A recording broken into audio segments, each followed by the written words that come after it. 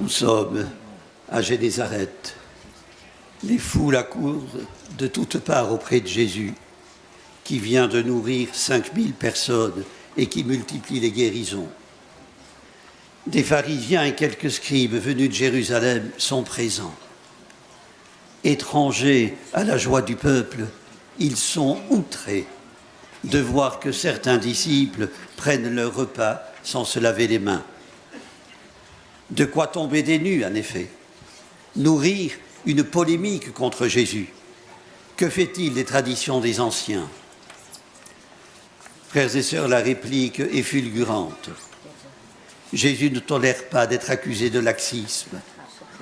Le respect strict de la loi permet peut-être d'obtenir le diplôme de bon et fidèle enfant d'Israël, mais réduits à eux-mêmes, décrets et commandements ne sont que des barrières de protection face à un Dieu autoritaire et vindicatif, des prosternements d'esclaves, comme dit Peggy. Certes, la loi et les prophètes dessinent un admirable chemin de vie, tracent avec sagesse, intelligence, une justice insurpassable. Moïse le dit au peuple. L'essentiel n'est donc pas où le voyaient les pharisiens et les scribes venus prendre Jésus en défaut.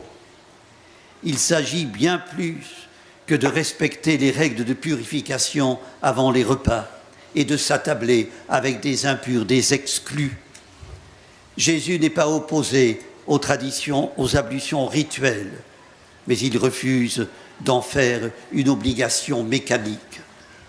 Pour lui, l'essentiel, c'est le redressement de l'homme courbé par la maladie, le désemprisonnement de l'hémorroïs, la visite rendue aux publicains écartés de la bonne société, l'écoute de la femme adultère et non sa lapidation, la conversation avec la Samaritaine qui a le tort d'être femme étrangère née en terre ennemie. Envoyé par celui qui est proche de nous chaque fois que nous l'invoquons, Jésus sème la parole et nous demande de l'accueillir avec douceur. Saint Jacques commente, approfondit et actualise avec bonheur l'enseignement de Moïse, met en garde contre nos tendances velléitaires. Nous écoutons la parole, mais nous la passons sous silence.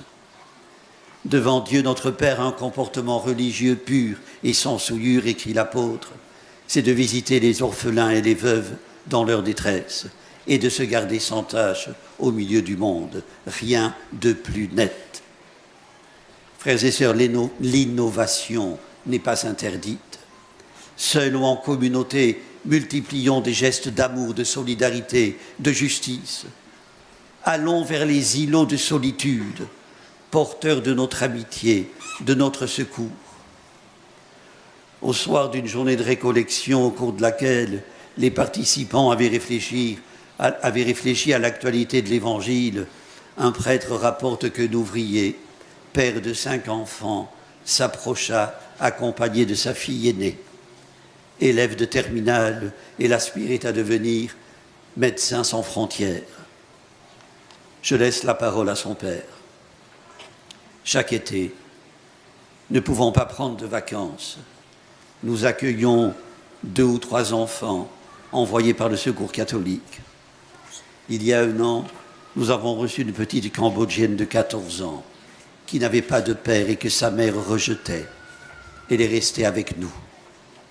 On garde aussi à la maison pendant quelques mois des Algériens ou des Marocains qui viennent travailler et ne savent pas où se loger. Et il termine son témoignage par ces mots: voilà comment on essaie de vivre l'Évangile.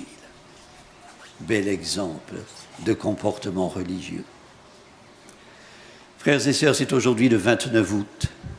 La liturgie fait mémoire du martyre de Saint Jean-Baptiste. Les circonstances de sa mort consécutives à une banale et sordide affaire d'adultère ont donné lieu à des amplifications légendaires, à de multiples représentations picturales ou dramatiques. Au Jourdain, Jean-Baptiste n'avait cure d'ablution rituelle, de lavage des coupes. Il prêchait la conversion des cœurs. témoin de la parole, vecteur d'un message qu'il portait en lui comme une mère son enfant.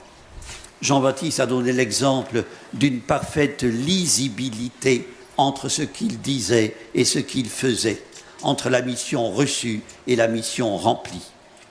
L'authenticité de ce témoin ne pouvait que susciter l'hostilité puis la haine. Celle d'Hérode lui fut fatale. Frères et sœurs, l'hostilité des scribes et des pharisiens sera fatale à Jésus. Leur réaction devant la conduite des disciples et de leur maître dépasse une vétilleuse médiocrité. Jésus les a étrillés comme ils le méritaient, déclarant périmer toutes les traditions qui ont pour effet de diviser en blocs opposés. D'un côté les impurs, les pécheurs, et de l'autre les fréquentables. La nouveauté de la bonne nouvelle est là. Point de barrière. Scribes et pharisiens sont sourds à l'annonce salvifique qui court parmi la foule de Génézareth. Ils ne voient dans la loi que des obligations rituelles, comportementales. Myopes, ils les mettent au premier plan. Une priorité qui inverse celle de la primitive Église. Souvenez-vous de la réaction de Pierre face au centurion Corneille venu lui demander le baptême. Dans un premier temps, il n'est pas loin de réagir comme les scribes et les pharisiens. Les obstacles sont tenaces, les barrières aussi. Frères et sœurs, il nous faut nous demander si le poids des traditions ne revient pas avec une récurrence maladive. Si le temps n'est pas venu, comme le disait le pape François au début de son pontificat, de mettre la charité et la fraternité au premier plan, de procéder à une radicale inversion, l'accueil de la parole d'abord. C'est une trivialité que de le dire, notre société ne respecte l'autre que dans la mesure où il ne fait pas obstacle.